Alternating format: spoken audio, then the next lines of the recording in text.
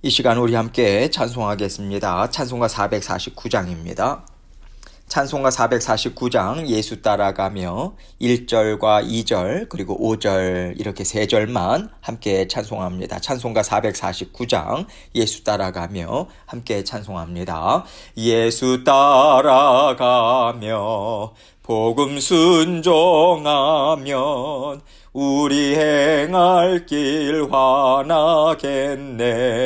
주를 의지하며 순종하는 자를 주가 늘 함께 하시리라. 의지하고 순종하는 길은 예수 안에 즐겁고 복된 길이로다. 해를 당하거나 우리 고생할 때 주가 위로해 주시겠네. 주를 의지하며 순종하는 자를 주가 안위해 주시리라. 의지하고 순종하는 길은 예수 안에 즐겁고 복된 길이로다. 주를 힘입어서 말씀 잘 배우고 주를 모시고 살아가세. 주를 의지하며 항상 순종하면 주가 사랑해 주시리라. 의지하고 순종하는 길은 예수 안에 즐겁고 복된 길이로다. 아멘. 기도하겠습니다. 하나님 아버지 감사합니다. 오늘도 아버지 하나님께서 저희에게 새날을 주셨습니다. 우리의 생명을 연장시켜 주심은 오늘도 저희를 통해서 주님께서 이루실 뜻이 있으시기에 아버지 저희에게 허락하신 아버지 하나님께서 주신 또 선물입니다. 아버지 오늘 하루 살아가면서 아버지 감사와 또 아버지 하나님 앞에 만족함 온전히 올려드리고 아버지 주님이 우리의 모든 삶을 다스리십니다. 그 고백으로 주님과 함께 모든 일들을 감사와 기쁨으로 받아 누릴 수 있도록 도와주옵소서. 아버지 하나님께서 아버지 저희 모든 성도님들의 안전을 지켜주시고 또 아버지 하나님 이제 게이트 공사가 시작이 되었습니다. 아름답게 마무리될 때까지 아버지 하나님 일하시는 모든 분들 아버지 안전을 지켜주시고 아버지 하나님께서 아버지 하나님 모든 성도님들의 또한 안전도 주님께서 지켜보아요 주옵소서. 오늘도 아버지 하나님께서 말씀을 통해서 저희에게 들려주시는 주님의 음성 아버지 하나님 듣기를 원합니다. 아버지 하나님 모든 성도님들의 마음은 활짝 열어주시고 오늘도 말씀 붙잡고 말씀이 인도하시는 대로 우리의 마음과 생각 온전히 집중하여서 주님과 기쁨으로 아버지 하나님 앞에 살아가는 오늘 하루 될 수 있도록 도와주옵소서. 전하는 자 듣는 자 동일한 은혜로 묶어주옵소서. 감사합니다. 예수님 이름으로 기도합니다. 아멘. 하나님 말씀 시편 86편 14절로 17절입니다. 시편 86편 14절로 17절 제가 읽습니다. 하나님이여 교만한 자들이 일어나 나를 치고 포악한 자의 무리가 내 영혼을 찾아 싸우며 자기 앞에 주를 두지 아니하였나이다. 그러나 주여 주는 긍휼히 여기시며 은혜를 베푸시며 노하기를 더디하시며 인자와 진실이 풍성하신 하나님이시오니 내게로 돌이키사 내게 은혜를 베푸소서. 주의 종에게 힘을 주시고 주의 여종의 아들을 구원하소서. 은총의 표적을 내게 보이소서. 그러면 나를 미워하는 그들이 보고 부끄러워하오리니 여호와여 주는 나를 돕고 위로하시는 이시니이다. 아멘. 여러분 이 세상에서 산다는 것은요 날마다 세상의 악함을 우리가 직면하면서 살아간다 이렇게 생각할 수 있습니다. 세상이 어떤 곳입니까? 하나님께서요 하나님의 뜻을 이루기 위해서 악함을 허락하신 곳이에요. 악함이 전혀 없는 곳에서 하나님의 뜻을 이루기를 원하시는 것이 아니라 악이 가득 찬 세상에서 그 악을 주 예수 그리스도의 이름으로 이기면서 하나님께 영광 돌리고 또 하나님의 은혜에 기뻐하며 사는 자녀들을 하나님은 만들어 가길 원하시는 거예요. 하나님께서 우리가 그러한 삶을 이 땅에서 살았을 때 너는 천국에서 영원토록 나와 함께 왕노릇하면서 살 만한 가치가 있다. 그럴 만한 인생을 너가 살았다. 그렇게 인정해 주시고요. 무거운 짐 다 내려놓게 하겠다라고 하는 약속을 주신 것입니다. 그렇기 때문에 우리는요. 너 열심히 살았다.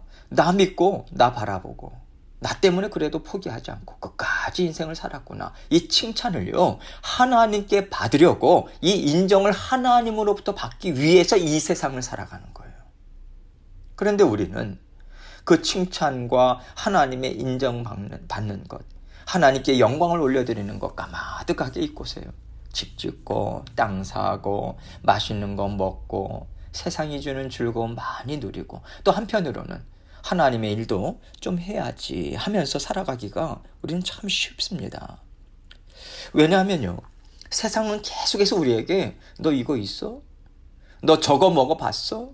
너 이거 해봤어? 이러한 것들을 묻기 때문에 그래요. 그래서 하나님께서는 세상 사람들이 묻는 것에 일일이 대답하지 말고 하나님께서 물으시는 것에 대답하고자 하나님의 말씀에 귀 기울이고 하나님이 어떤 말씀을 나에게 하고 계신지 집중하기를 원하십니다. 이렇게 세상이 우리에게 계속해서 묻는 말, 그리고 하나님이 계속해서 우리에게 들려주시는 이 두 가지 말이요. 항상 우리 귀에 동시에 맴돌고 있는 거예요. 그럴 때 우리가 어떤 말을 더 빨리 듣고 더 주의 깊게 듣는가에 따라서 우리 인생의 방향은 달라집니다. 하나님께서 우리에게 하나님의 음성을 들으라고 말씀을 계속해서 주시는 것은 하나님의 음성을 듣고 생각하고 듣고 돌이키지 않으면요. 우리가 육신의 본성대로 살아가기가 너무 쉽기 때문에 그렇습니다. 우리의 본성이 무엇입니까? 교만한 자예요. 악한 자예요. 어리석은 자잖아요. 그래서 우리가 하나님께 귀 기울여서 하나님 말씀에 반응하고 대답하면서 살아가지 않으면요. 어느새 우리는 하나님을 두려워하지 않고 세상 한복판에서 내가 가진 것, 내가 이루었다라고 생각하는 것들을 통해서 고개 빳빳이 들고요. 내 인생은 내 것입니다. 이렇게 외치게 되는 거예요. 교만한 자가 다른 사람이 아닙니다. 하나님을 두려워하지 않는 사람. 하나님을 두려워하는 것 같지만 실상은 세상 사람들의 이목, 세상 사람들의 판단을 두려워하는 사람이 교만한 자예요. 오늘 말씀에서 다윗을 치고자 일어나는 사람, 그의 영혼을 먹어버리겠다고 찾는 사람을 다윗은 교만한 자, 포악한 자, 자기 앞에 줄을 두지 아니한 자라고 말하고 있어요. 그래서요, 교만한 자, 포악한 자, 자기 앞에 줄을 두지 않고 자기 자신을 믿고 의지하면서 살아가는 사람은요, 의도했든 안 했든지 간에 반드시 하나님의 자녀를 핍박하는 자리에 있을 수밖에 없습니다. 의도하지 않았지만 하나님을 두려워하지 않는 순간 우리는요, 하나님의 뜻을 쫓고자 애쓰는 사람들, 그리고 하나님의 뜻을 이루는 일들을 대적하는 자리로 직행할 수 있는 거죠. 어느 한순간 하나님의 자녀나 하나님의 뜻을 가로막는 자리에서 하나님을 대면할 수 있다라고 하는 이 두려운 마음을 갖고 살아갈 때 진정 겸손한 자인 거고요. 또 진정 하나님 앞에 깨어있는 자라고 우리는 말할 수 있는 것입니다. 오늘 말씀을 보면요. 다윗은 하나님을 두려워하지 않는 자들에게 쫓기면서 하나님께 부르짖으며 은혜 구하는 것을 우리는 볼 수 있어요. 14절 말씀을 봅니다. 하나님이여, 교만한 자들이 일어나 나를 치고 포악한 자의 무리가 내 영혼을 찾아 싸우며 자기 앞에 줄을 두지 아니하였나이다. 하나님께서 다윗에게 기름을 부으시고 하나님 나라를 다스리는 왕으로 세우시겠다고 작정하신 이후로 다윗은 계속해서 교만한 자, 포악한 자, 하나님을 두려워하지 않는 자들에게 쫓겨요. 왕이 된 다음에도 또 쫓깁니다. 그런데 그때는요, 다윗이 스스로 교만해졌을 때예요. 그래서 스스로 포악한 자리에 있고요. 또 세상의 왕으로서 무언가를 하려고 할 때 그는 자신의 죄로 인해서 쫓김을 당합니다. 그래서 우리는 다윗의 쫓기는 인생을 보면서 쫓기고 눌리고 불안하고 두렵고 불만스러운 삶을 사는 데는 두 가지 이유가 있다라고 하는 것을 깨닫게 돼요. 나를 미워하고 시기하고 이기려고 하는 사람들을 통해서 어려움을 당할 수도 있고요.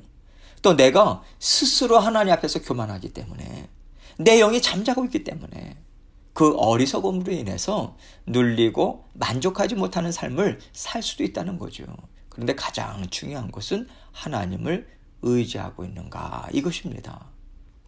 그래도 하나님께서 내 인생의 주인이시고 세상의 주인이시다 이것을 인정하고 있다면요 빨리 깨닫고 돌아올 수 있거든요.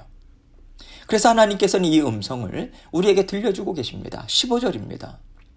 그러나 주여 주는 긍휼히 여기시며 은혜를 베푸시며 노하기를 더디하시며 인자와 진실이 풍성하신 하나님이시오니. 세상의 악함 뿐만 아니라 자신의 악함으로 인해서 죽을 지경이 되었던 다윗은요 긍휼을 베푸시는 하나님을 기억해요. 하나님께서는 나를 사랑해 주시는데 내가 사랑받을 만한 존재이기 때문이 아니라 나를 불쌍히 여기시기 때문에 하나님께서 나를 사랑하신다. 이것을 깊이 인식하면서 이 고백을 지금 올려드리고 있는 거예요. 죄에 사로잡혀 살아갈 수밖에 없는 죄인인 저를 불쌍히 여겨주시지 않는다면 제가 어떻게 하나님의 은혜와 사랑을 받겠습니까? 이 마음으로 긍휼하신 하나님의 성품으로 저를 붙잡아 주십시오. 이 간구를 올려드리는 거예요. 또한 다윗은 은혜를 베푸시며 노하기를 더디하시며 인자와 진실이 풍성하신 하나님이십니다. 이렇게 고백하고 있어요. 항상 하나님 불쌍히 여기시기 때문에 용서하시죠. 용납하시죠. 참아주시죠. 오래 기다려주시죠. 이게 하나님의 은혜 아니겠습니까? 받을 만한 가치가 없는데 거저주시는 사랑이 은혜인 거잖아요. 하나님께서는 그 은혜를 베푸시는 하나님께 하나님 저에게 그 은혜가 필요합니다. 저를 용서하시고 저를 참아주시고 은혜와 긍휼을 베풀어 주셔서 하나님 안에 제가 거하게 해주십시오. 저의 의지할 분은 하나님밖에 없습니다. 지금 이것을 하나님의 성품을 기억하면서 고백을 드리고 있어요. 16절입니다. 내게로 돌이키사 내게 은혜를 베푸소서. 주의 종에게 힘을 주시고 주의 여종의 아들을 구원하소서. 내게로 돌이키사 내게 은혜를 베푸소서. 이것은요 하나님 얼굴을 저에게로 돌려주시고 또 하나님의 몸도 돌려주셔서 하나님 저를 지키시고 보호해 주시고 건전해 주십시오. 저는 하나님께 속해 있을 때만 안전합니다. 이렇게 고백하고 있는 거예요. 여러분 이 고백을요 다윗은 주의 종에게 힘을 주시고 주의 여종의 아들을 구원하소서 이렇게 표현하고 있어요. 주의 여종의 아들이라고 하는 말은요 남편이 종이면 아내와 자식도 종으로 취급되었습니다. 그게 히브리인들 고대 히브리인들의 관습이었죠. 이것을 지금 염두에 두고 이야기하고 있는 거예요. 다윗 자신이 태어날 때부터 하나님의 종된 자다 이 뜻인 거죠. 바로 앞에서 자신이 주의 종이라고 하는 사실을 이야기했잖아요. 이것을 더욱더 강조하고 있는 것입니다. 하나님 저는 하나님의 종입니다. 주인 되신 하나님께서 저를 돌보아 주십시오. 저는 주인에게로 피할 수밖에 없는 존재입니다. 도와주십시오. 이 간절한 간구를 드리고 있는 거예요. 지금 다윗은요. 하나님 제가 하나님의 아들이지 않습니까? 하나님 제가 하나님의 자녀지 않습니까? 여기까지 가지 못해요.